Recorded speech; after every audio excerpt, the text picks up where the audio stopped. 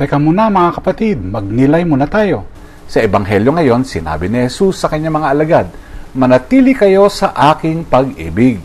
Sinabi ko ito upang ang aking kagalakan ay mapasa inyo at maging ganap ang inyong kagalakan."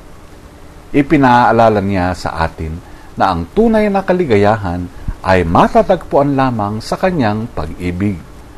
Alam mo ba na ang pinakamalalim na lugar sa mundo ay ang Mariana Trench sa karagatang Pasipiko? Umaabot ito na halos 11 kilometers or 7 miles sa ilalim ng dagat. Mas malalim pa kaysa sa taas ng bundok Everest. Sa kabila ng matinding presyon at kadiliman, may mga nilalang na nabubuhay pa dito. Mga hayop na natutong umangkop sa malupit na kapaligiran. Tulad ng mga nilalang sa Mariana Trench, ang ating pananampalataya ay nagpapalakas sa atin upang magpatuloy kahit sa pinakamalalim na pagsubok sa buhay.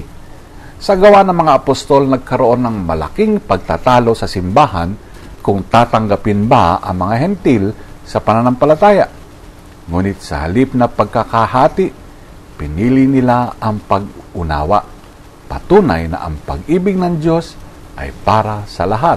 Tinatawag tayo ni Jesus na manatili sa kanyang pag-ibig.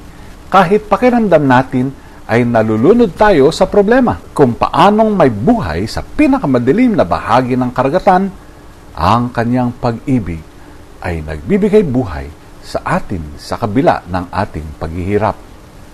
Pipiliin ba nating manatili sa pag-ibig ni Kristo o hahayaan nating hilahin tayo ng pagsubok palayo sa Kanya? Ang tunay na kagalakan ay hindi nagmumula sa madilim na buhay, o hindi sa pananatiling malalim na nakakapit sa Diyos. Pagnilayan po natin ito. Amen.